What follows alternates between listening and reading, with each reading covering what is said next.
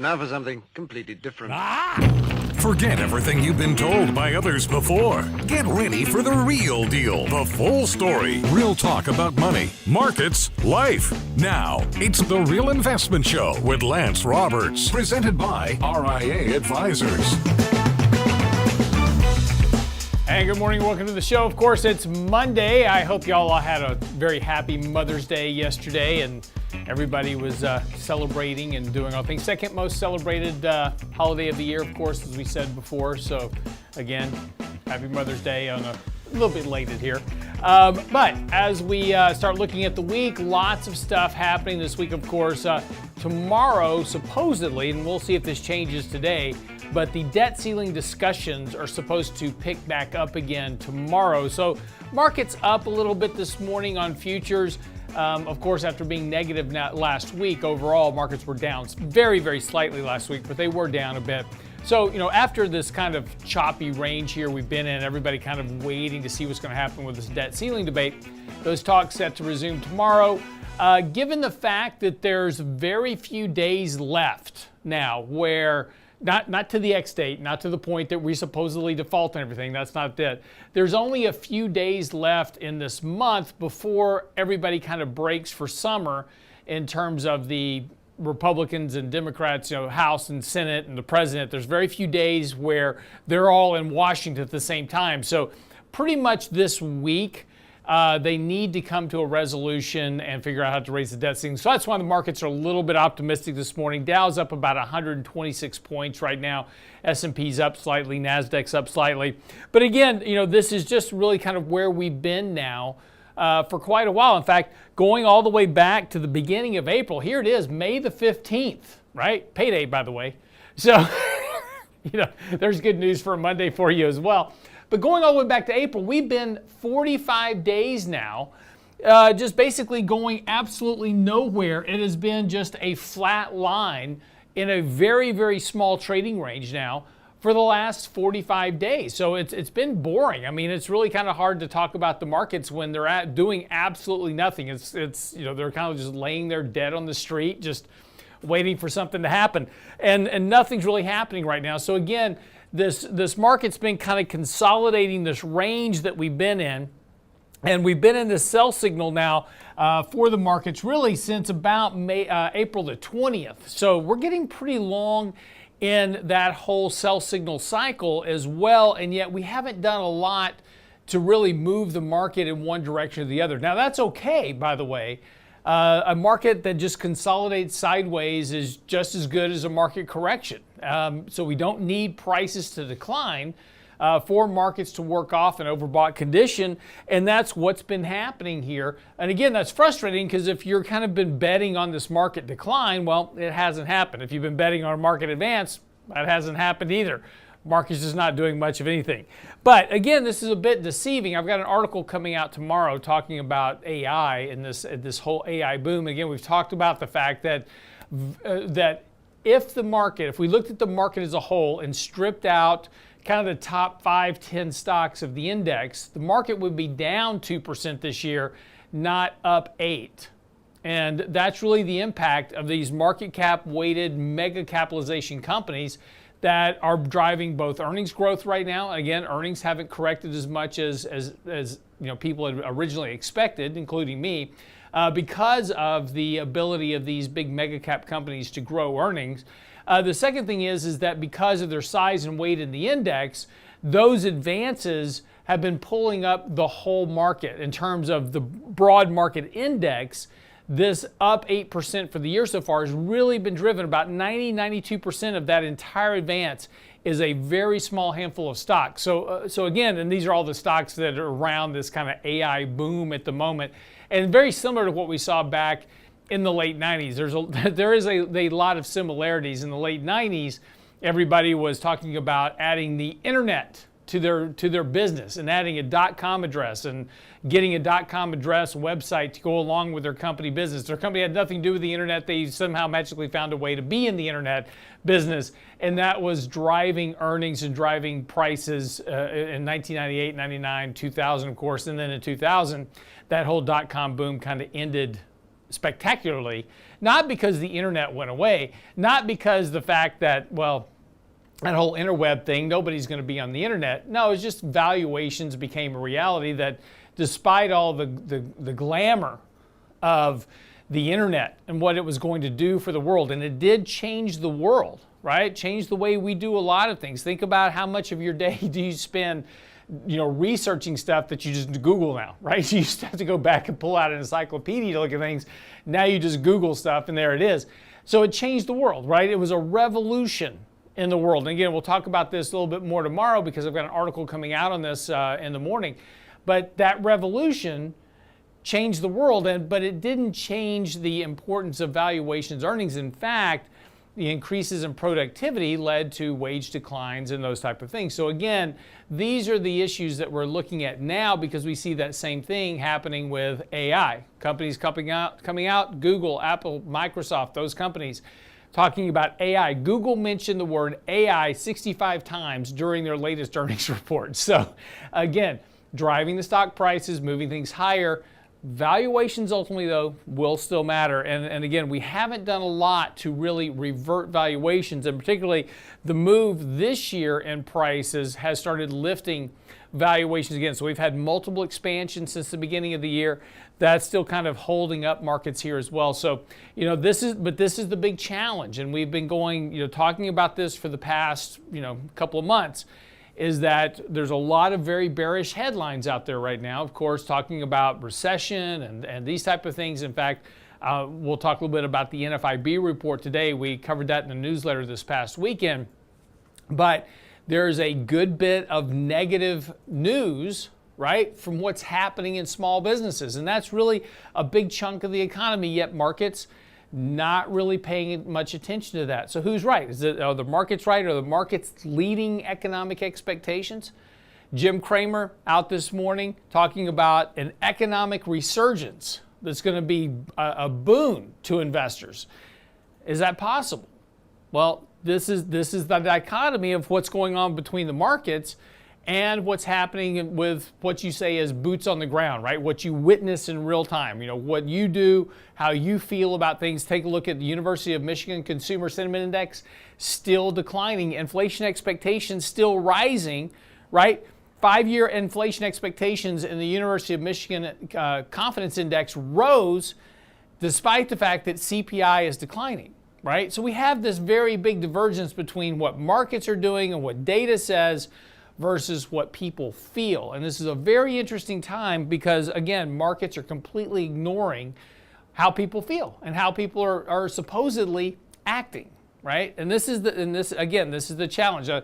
So again, if you take a look at how people feel about the markets, lots of negative sentiment, markets continue to operate rather bullishly as we continue to kind of consolidate these advances that happened. And really all we've been doing really since February is consolidating that January gain. January was up about 7% or so. And since January, we've just kind of been trading sideways. And you actually see that if you go back to the peak of the market at the very beginning of February, we're pretty much at the same level here in May. So again, markets have gone nowhere since February, and that's been a very trying and challenging area for investors to try to make money, especially if you're trying to index. It's just kind of markets are flopping around. There's been a few stocks that have done great. Rest of the market, not so much. Anyway, we'll come back. We'll talk a little bit about the NFIB report, some interesting charts about what the NFIB, that's the National Federation of Independent Business, some interesting charts about what their members are saying about what they're seeing real time with the economy. We'll talk about that after the break. I'm your host, Lance Roberts. Don't go away.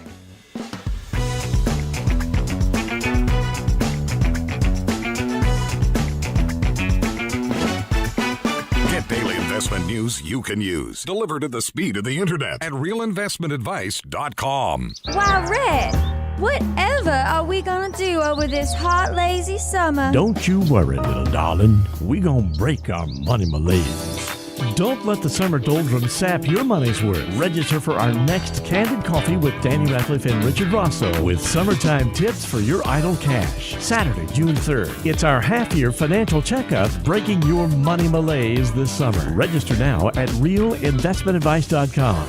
Candid Coffee with Ratliff and Rosso. RealInvestmentAdvice.com. Hi, Lance Roberts here. If you're like most people, your 401k plan represents the bulk of your retirement assets. And unfortunately for many, managing your 401k plan can be difficult. There's so many choices, so many things to consider. With just a quick email, a couple of questions, you can put RIA advisors to work for you managing your 401k plan. Get started right now at the website, realinvestmentadvice.com, or simply call our toll-free number, 855-RIA-PLAN, or again, simply online at realinvestmentadvice.com. Health and financial security touches everyone within your organization. Offering benefits for all doesn't need to be complicated. Hi, I'm Tom Allen, Senior Benefits Consultant at RIA Advisors. RIA Benefits provides independent expertise to find solutions that speak to the mission of your business, the culture you want to establish, and the budget you are able to work within. Book a free consultation with me at realinvestmentadvice.com/retirement, and we'll find a solution that takes care of your most important asset, your people. realinvestmentadvice.com/retirement, realinvestmentadvice.com. And now, another page from the Real Investment Advisors Investing Manifesto. Bulls win in bull markets. Bears win in bear markets. Eagles soar above and take advantage of opportunity. Let us help you soar as you reach your financial goals with RIA Advisors. Neither bull nor bear. RIA Advisors, 281-501-1791 or online at realinvestmentadvice.com. The Real Investment Show.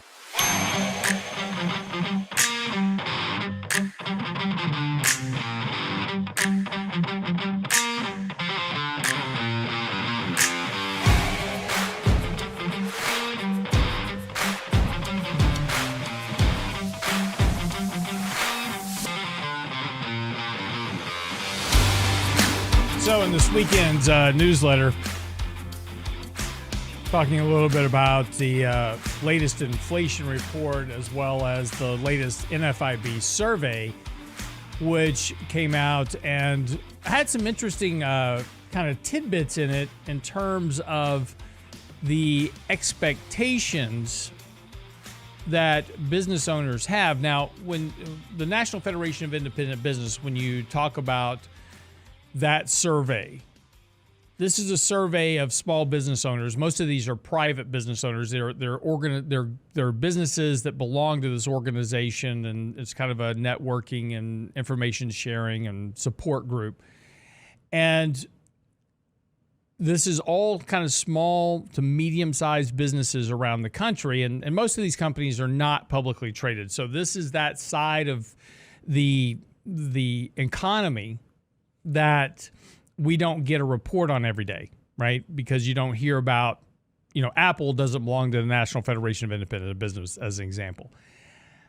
So you don't really hear much about this, but this is the side of the economy that affects you most closely, right? These are your neighborhood businesses. They're your neighborhood manufacturers. They're your neighborhood, processors, et cetera. Then you look at all the businesses around you that are just small little independent franchises, and these are the people that are making up about 50% of the employment in the country. But you don't hear much about this group because, again, they're not in the public media every day because they're not publicly traded. You don't hear about their stock prices, et cetera. But it was interesting because, a few things came out in that survey that were actually, fairly interesting about their view on the economy. Again, this is what I was just talking about a second ago. There's this detachment between what the markets are doing, and I should just say a handful of stocks as an example, versus what the economy may be doing. And that kind of differential is the potential risk to some degree. And again, we've got to be careful about this because, for the last year or so, there's been a lot of negative news flow out there about the economy, right? We talked about it's the world's most anticipated recession, right? Everybody's been expecting a recession. Everybody's been expecting this massively deep financial crisis-driven type bear market that just hasn't occurred yet. And, here we are basically almost 18 months now into this cycle, which is a very long period of time for a recessionary economic slowdown cycle, by the way, that this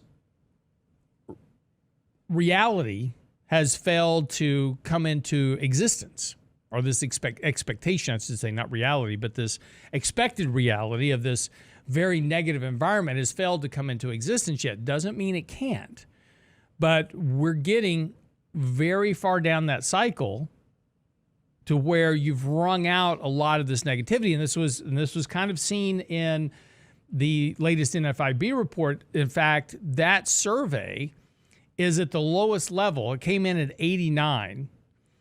And that index is now at the lowest level that we've seen since the last decade, for the most part. But, you're starting to hit levels that we saw during the actual financial crisis. And normally these levels are recessionary. Now, again, we haven't seen that recession, declaration as of yet. But normally when you're at these levels, you see these types of kind of economic recessions take hold. And of course, as we've discussed, this is also showing up in their views about their ability to get credit. We've talked about tighter bank lending standards. Bank lending standards are getting much tighter, and surprisingly, their views on getting credit is getting impacted, and the impact of that tighter credit is also hitting retail sales. We're seeing retail sales decline because people are unable to get additions to credit, etc. So this is starting to come in, and again, as they're looking at their business activity, they're seeing retail sales slow down. They're seeing their sales decline, their revenue decline, and this is all weighing on their overall confidence. Not surprising. But, and again, when you take a look at the NFIB's view of expected sales versus actual sales, that's a very interesting dynamic, because this is a sentiment-based survey, right? So these are questions like, well, what were your sales like in the last quarter? What do you expect your sales to be in the next quarter? Well, business owners are always optimistic, because that's when if you're in business, you have to be optimistic. You can't be negative all the time, because you'll never open your shop, right? You'll never sell anything. So business owners, by their very nature, are very optimistic about the future. So they always expect things to improve. But they say, well, what do you think about your sales over the next 3 months? Oh, I think they're going to pick up. I think they're good. Well, okay, what were your sales like the last 3 months? Well, they were terrible. Nobody bought anything. Well, so now go back 3 months and look at what they said about their expectation 3 months ago. 3 months ago, they said, well, we expect sales to get better. They weren't. They didn't. And so when we average those two together, what's encapsulate what they thought versus what happened over time, we can see that reality is starting to deteriorate. Their views are deteriorating as retail sales are actually declining, and that's what you would expect to happen. But again, if retail sales are very important, because retail sales make up 40% of PCE, which is the personal consumption expenditure component, which is 70% of GDP. So retail sales have a very big impact on the direction and trend of economic growth. So obviously, for small businesses and for businesses in general, right, if the NFIB is right and retail sales are slowing and the economy is not doing as well as everybody expects, earnings of companies are a function of the sales, right? So I have to sell something first that generates revenue. And then once I generate revenue, then I have to pay all my business expenses, right? I have to pay my employees, I got to pay my light bill, got to pay the water bill, do all those type of things. And then I wind up with what's left over. That's normally called earnings. And the differential between what I earned and what I brought in revenue is my profit margin. Profit margins are declining across the economy, but they have not declined very much. Yet, if we take a look at the NFIB survey, which is now at the lowest level in a decade, and that's advanced 12 months. If the outlook of the current NFIB survey is correct and the economy is slowing down, then profit margins still have a long way to go over the next 12 months. Now, again, this is the bit of the dichotomy. We're now 18 months into this whole cycle, and yet profit margins really haven't declined that much. Part of that has to do with automation. Part of it has to do with a lot of factors. In fact, we laid off a bunch of people in 2020 that boosted profit margins to a large degree. And supposedly we've hired all those people back, but there's still a very large number of people, when you take a look at the survey, that are outside the labor force. So we've hired people back, yes, but have we hired everyone back? Profit margins at current levels suggest that that answer is no, and that we're still supplementing a lot of that differential with productivity increases, right? Fewer employees doing more work, automation, robotics, those type of things. But if the NFIB survey is correct, in the next 12 months, those profit margins are going to continue to shrink. And particularly as inflation is falling, that means that businesses won't be able to sustain price levels as well. And that's been one of the benefits to profit margins, has been elevated inflation, and they've been passing that cost on to consumers, which is boosting their profit margins. But as inflation falls, that's going to start to reverse as well. So profit margins as a function have further to fall if the NFIB survey is correct, as it has been in the past. Of course, when you talk about, and as I was saying, the big concern for small businesses are employment, because labor costs are the biggest concern of small businesses, because it's the biggest component of any business's bottom line, right? That eats into that revenue. So one of the questions continues to be, when are we going to see this uptick in unemployment? And especially when you have such a large concern about labor costs, which normally spikes in labor costs are pre-recessionary. So in other words, you see these concerns about labor costs, and eventually businesses go, well, I've got to start cutting staff. The labor costs are getting out of way. So you see layoffs pick up, and then you see unemployment pick up. And then that's normally when you're in a recession. So it takes a little bit of time. But we are seeing again that spike in labor cost concerns for small businesses, which typically precede slower economic environments, rising unemployment, those type of things. And in fact, if you take a look at the differential, again, this is a survey, as we said before, just like with retail sales. One of the questions is are you thinking about hiring more employees over the next 3 months? And you take a look at what they actually did over the last 3 months, and there's a big gap between what they thought they were going to do and what they actually did. So this also explains a lot of these job openings that we have. Companies posting job openings going, I've got a job opening, and they don't hire for it.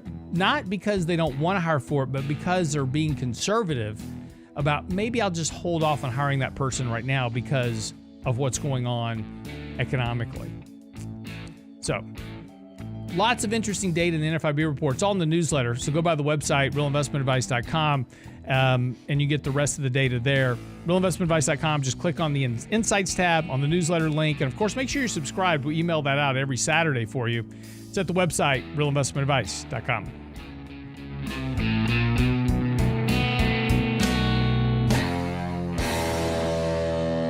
The Real Investment Advice blog. It's required reading for the informed investor. Catch it today at realinvestmentadvice.com. Wow, Red, whatever are we gonna do over this hot, lazy summer? Don't you worry, little darling. We gonna break our money malaise.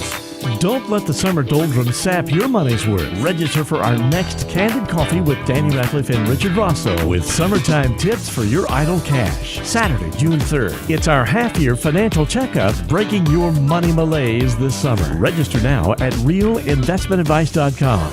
Candid Coffee with Ratcliffe and Rosso. realinvestmentadvice.com. Health and financial security touches everyone within your organization. Offering benefits for all doesn't need to be complicated. Hi, I'm Tom Allen, Senior Benefits Consultant at RIA Advisors. RIA Benefits provides independent expertise to find solutions that speak to the mission of your business, the culture you want to establish, and the budget you are able to work within. Book a free consultation with me at realinvestmentadvice.com/retirement, and we'll find a solution that takes care of your most important asset, your people. realinvestmentadvice.com/retirement, realinvestmentadvice.com. In 1999, a parafiduciary group of financial advisors were busted by corporate giants for trying to operate in their clients' best interest. These men promptly escaped from a high-cost margin environment to the Houston Energy Corridor. Today, still excoriated by their former employers, they survive as protectors of others' fortunes. If you have a problem about preserving capital, if no one else can help, and you can find them right here, maybe you should hire the RIA team. Can't catch the whole show now? Listen to our podcast later at realinvestmentadvice.com. Part of the problem of the average American is that we've just chosen to live well beyond our means. Basically, you can buy anything you want out there on a payment. You need new underwear? Go get it on a payment plan. Underwear can be expensive. If you buy some Jimmy John's, they're not cheap. Jimmy John's. And Sandwich the point underwear? is, What is this? But Tommy John's, thank you. The Real Investment Show podcast That's why I just don't wear underwear. It's too expensive anymore. at realinvestmentadvice.com. Going commando is going to become a new thing for the poor people. It's going to be a... And now, another page from the Real Investment Advisors Investing Manifesto. A passive investment portfolio requires active risk management. It's not a choice, it's necessity. Diversification doesn't protect against risk of loss. Let us actively help you reach your financial goals with RIA Advisors. Neither bull nor bear. RIA Advisors, 281-501-1791 or online at realinvestmentadvice.com. Real Investment Show podcasts are now available from Stitcher Smart Radio at Stitcher.com. Hi, Lance Roberts here. If you're like most people, your 401k plan represents the bulk of your retirement assets. And unfortunately for many, managing your 401k plan can be difficult. There's so many choices, so many things to consider. With just a quick email, a couple of questions, you can put RIA Advisors to work for you managing your 401k plan. It's a quick and easy application. Just simply click Ask a Question at realinvestmentadvice.com or give us a call at 855-RIA-PLAN. That's realinvestmentadvice.com. The Real Investment Show YouTube channel has all our videos ready for your easy access. Now with the new and improved Before the Bell report, Candid Coffee, and Lunch and Learn replays, plus each day's radio show. Subscribe and bookmark our YouTube channel or just click on the show links at realinvestmentadvice.com. You're listening to The Real Investment Show.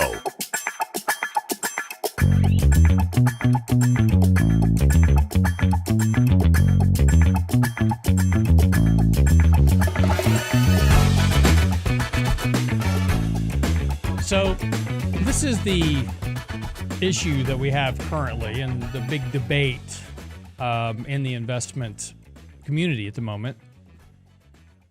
You know, I just went through a lot of data, and again, there's more of it. If you go to the website and click on the investing tab, go to the newsletter link, and it's also on the front page as well.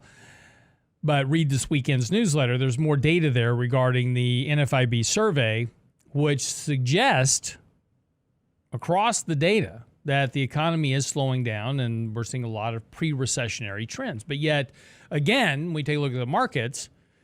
Markets have been rallying since October. We're up 8% for the year. There's certainly not a lot of negative view from the markets. And as we talked about last week, the markets tend to predict, I guess is a word, or expect, or start to price in, however you want to say it, the economy 6 to 9 months ahead, right? So they tend to lead, the market tends to lead the economy by 6 to 9 months. So if the market's been rallying since October,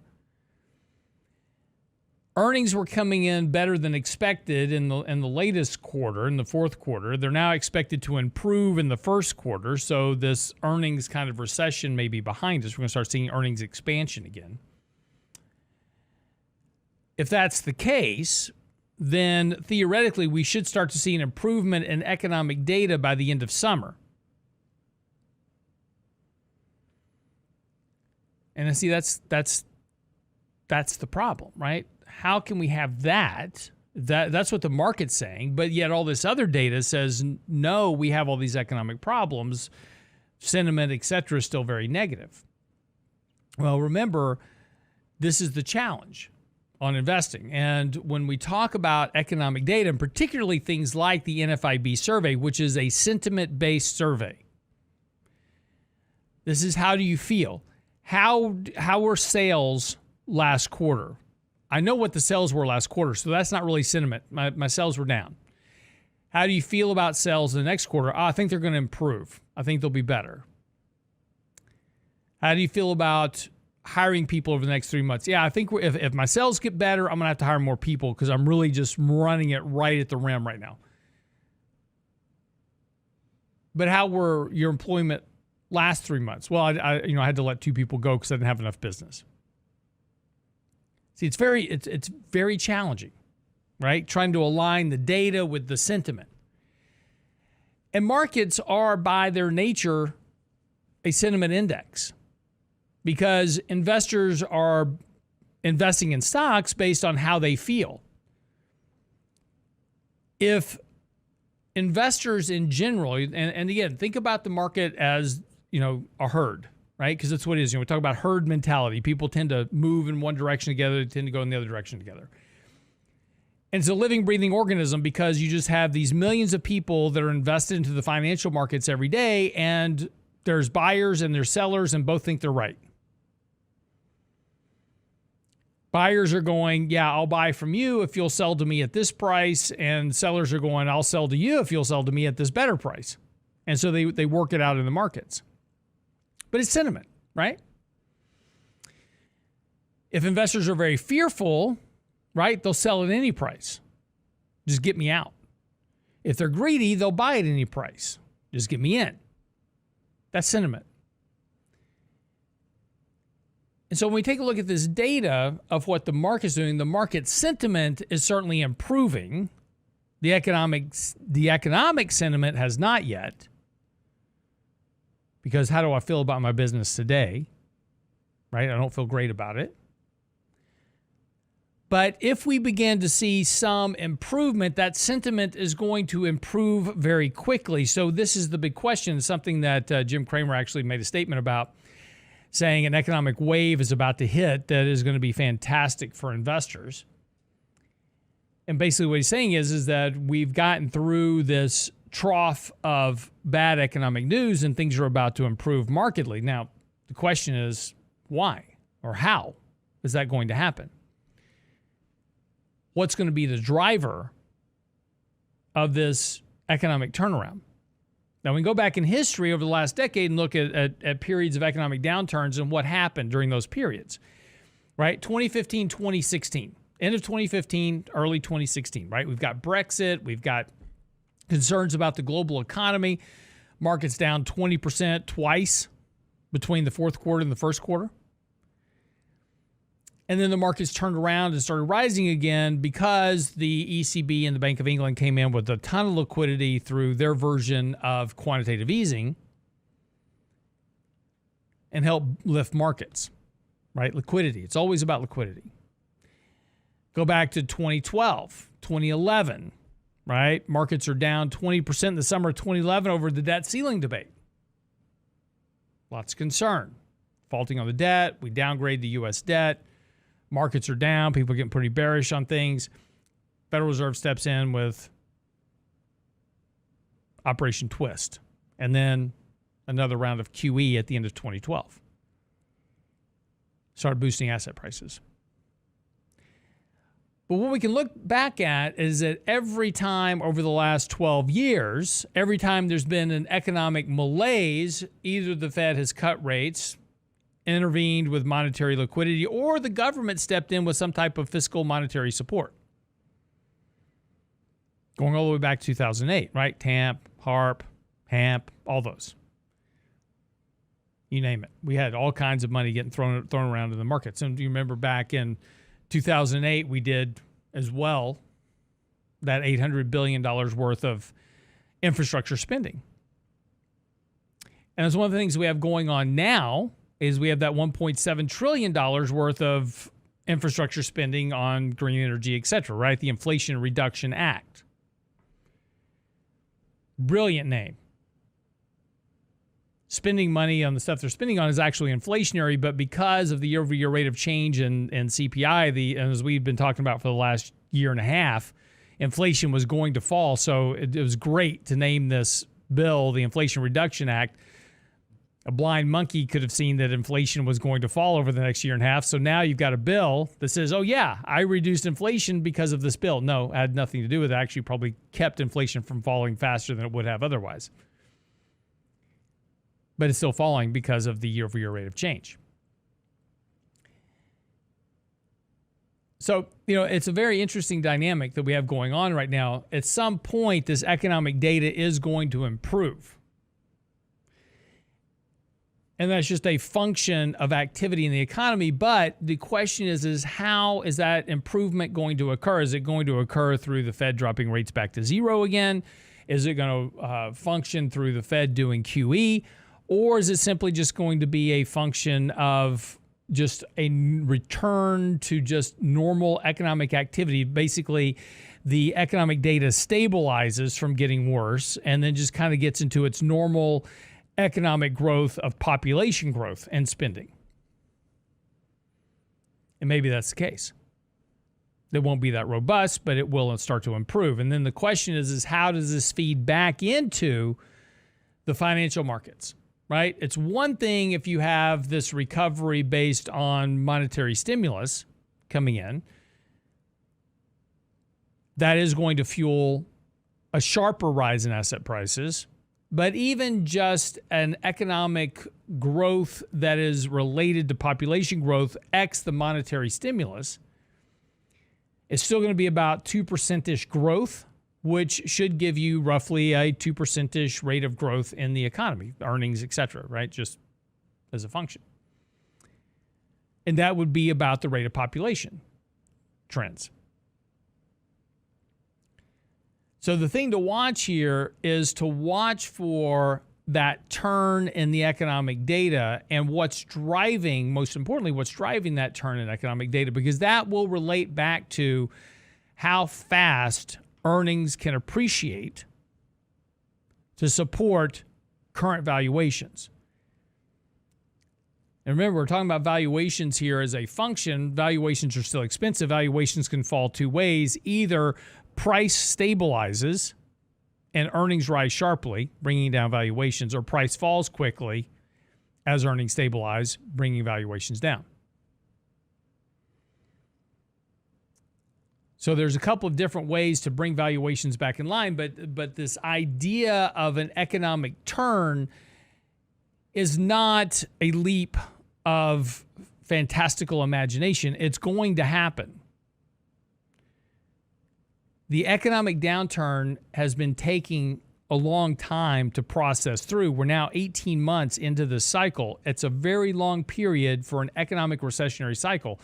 Economic recessionary cycles typically last 12 to 18 months. We're at the latter end of that normalized time frame. Can we go longer? Sure. 24 months is not out of the question. So we could go another 6 months of the year, finish out this year on a weak side. That's absolutely possible. The shoe that we're all waiting to drop is this unemployment, right? When is the unemployment going to go shooting up, right? So we can have this recession. Well, we'll talk about that on the other side of the break. Don't go away.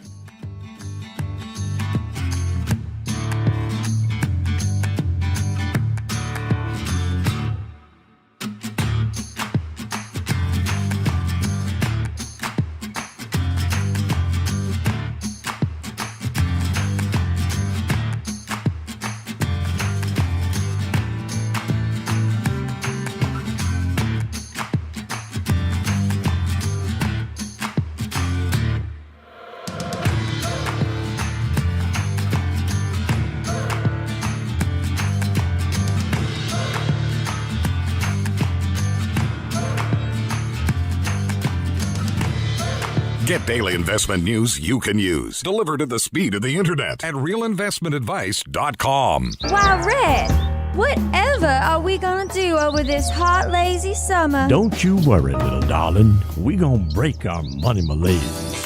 Don't let the summer doldrums sap your money's worth. Register for our next Candid Coffee with Danny Ratliff and Richard Rosso with summertime tips for your idle cash. Saturday, June 3rd. It's our half-year financial checkup, breaking your money malaise this summer. Register now at realinvestmentadvice.com.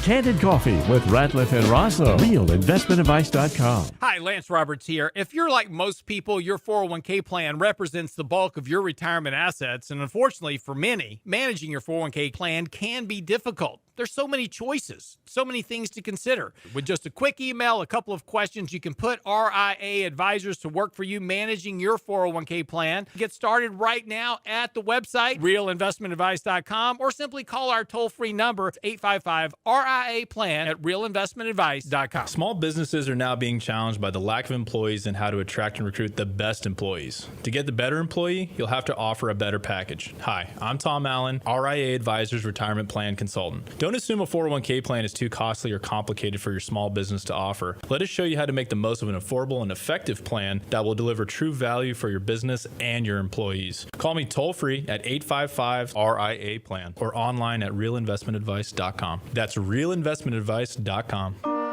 And now, another page from the Real Investment Advisors Investing Manifesto. Manage risk and volatility rather than trying to manage gains. You don't have to be right all the time. Long-term investing success is a 70% gain. Let us help you reach your financial goals with RIA Advisors. Neither bull nor bear. RIA Advisors, 281-501-1791 or online at realinvestmentadvice.com. The Real Investment Show.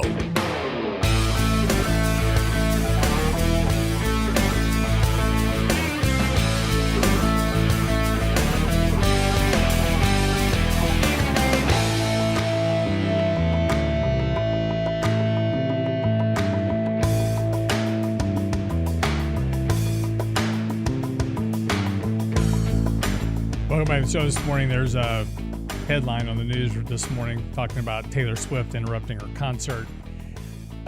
So over the weekend, there was an article about a guy that was selling his dried out contact lenses on eBay to the highest bidder because they saw Taylor Swift in concert. So I'm sure somebody's going to buy those. Somebody will do it. So talking about employment, right? Everybody's been expecting this surge in unemployment. Yes, jobless claims are rising. And everybody's now expecting this subsequent surge in unemployment that will be the confirmation of the economic downturn. One of the things that we have to consider is that may not happen because of what happened in 2020. Normally, we don't have a recessionary drawdown back to back. Now, we had it back in the late 70s that occurred because of what was happening with the oil embargo and hiking interest rates and all those type of things. And we can certainly say there's some similarities to what's going on in that environment today. So is it possible that you could have two recessions back to back within just a couple of years of each other? And yes, that is certainly possible. But the one thing we've got to consider when we come to employment is that because of that economic shutdown that we had in 2020, we laid off half of the employment. You know, just populate the amount of layoffs and terminations because businesses were simply just shutting down was astronomical. We've now hired many of those people back, but we're just now kind of getting back to where we were employment-wise in 2019. So we've basically had no employment growth over the last 2 years to speak of, which we've had increases in population during that time frame. So in other words, businesses have hired back the people they need to operate their businesses in a slower economic environment. But maybe outside of technology, which has been kind of one of the big culprits of the layoffs, they overhired, right? So after the financial crisis, all that liquidity was put in, tech companies went crazy hiring people. So we've seen a lot of layoffs there, and we've seen layoffs in other areas of the economy, but a big chunk of them occurred at Google and Apple and Microsoft, wherever, right? We read those headlines. But in normal businesses, right, Main Street America, those businesses didn't go onto a hiring binge. They hired back what they needed to operate their business. And as we talked about before, we may be in that part of the cycle where we're now talking about labor hoarding more than we're talking about labor terminations. In other words, I've got good employees, and I saw what happened in 2020, and I may not be able to hire this employee back. If I let this employee go, who's a good employee, I may not be able to hire somebody of his caliber or his or her caliber, or, I'm going to miss that opportunity of being able to capitalize on that person's talent in the future when this economy begins to recover. So companies are making this decision, theoretically, to hold on to labor longer than they might have normally because of what happened in 2020. That may limit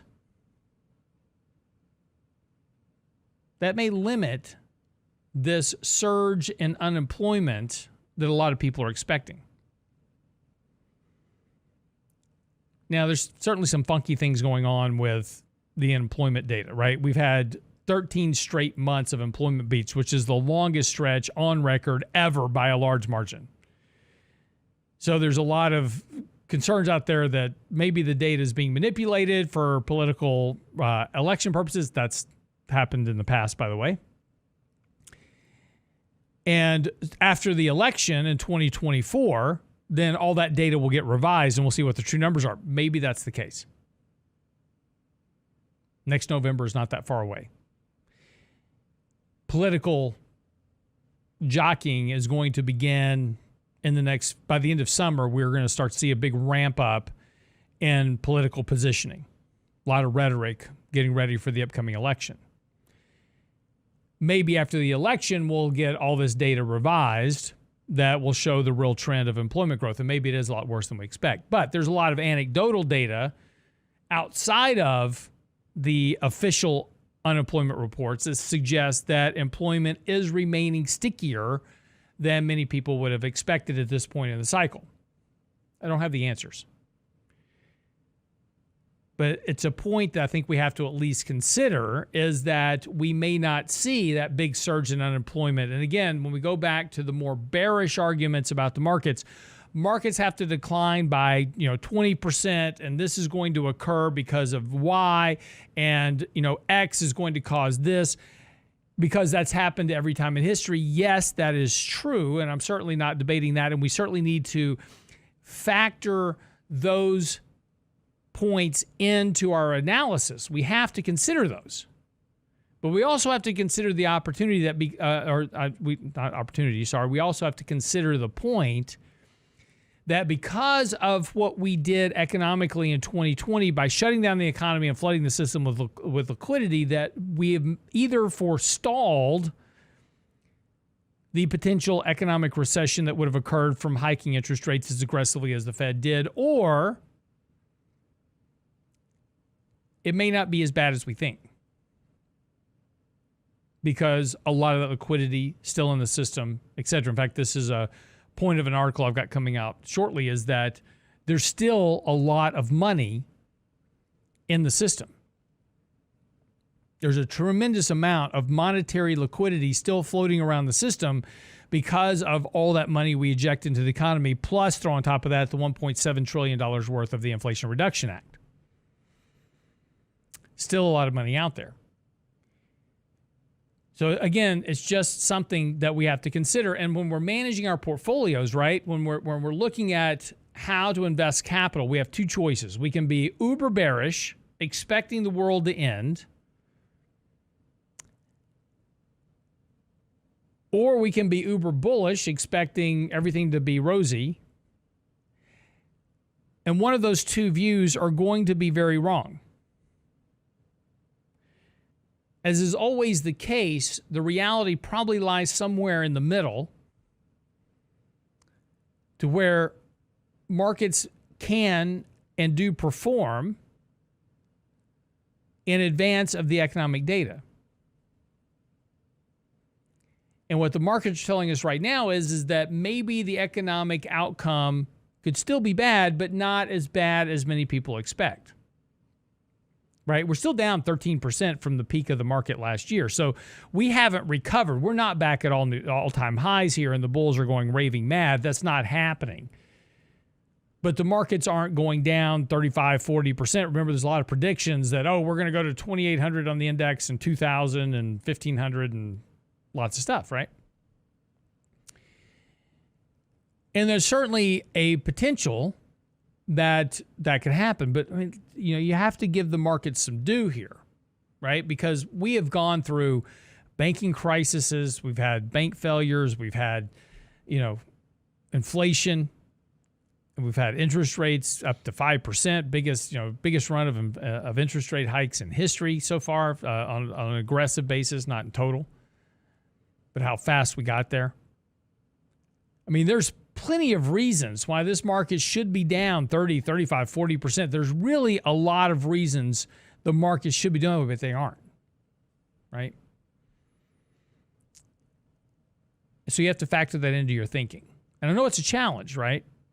I know it's a challenge. Got an email over the weekend, guy saying, hey, I'm a big subscriber to Peter Schiff and a lot of these extremely bearish guys, right? And I'm like, you're not going to be a good fit for our firm because we don't view the world that way. We look at the data and what the data says. That's how we invest. And that's a really challenging position. It's hard for us, right? It's hard for you. I get it. And that's why we talk about this. We try to talk through this together saying, yes, this is the data. And this is what's going on in the markets. And yes, there's a big split right now between the data and the markets. One of it is wrong. And it's easy to say, the market's just wrong. It's a bunch of idiots in the markets. It's really not a bunch of idiots in the markets. It's a bunch of smart people. A bunch of computers out there as well. But markets are operating on the premise of the data, earnings beats, earnings expectations, those type of things. It's trying to factor all that stuff in. And so you have to give that some due, right? We have to give it some credibility because it is credible information that the market is throwing off. And then we have to counter that with a lot of this economic data that certainly isn't optimistic. I know, it's terribly challenging. I wish I could give you an exact answer. Go buy Google. It'll be great. Can't say that. This is the problem we've got to work through. But we'll keep Look, we're going to work on this every day. We'll be here talking about this and trying to navigate this as we go. Futures are basically pointing up slightly this morning. The debt ceiling's the next big thing we got to get through. And then there'll be something after that too. So, one step at a time, as they say. We'll get there. Anyway, get by the website. Our latest newsletter is out on the website, of course. It's on the front page. Make sure to subscribe to our Before the Bell channel. Also, that's our other YouTube channel where we do our 3 minutes on markets and money every morning. We'll keep you up to date on that. You can get all of that on the front page of our website, realinvestmentadvice.com. We appreciate you. We'll see you back here tomorrow for the next edition of The Real Investment Show.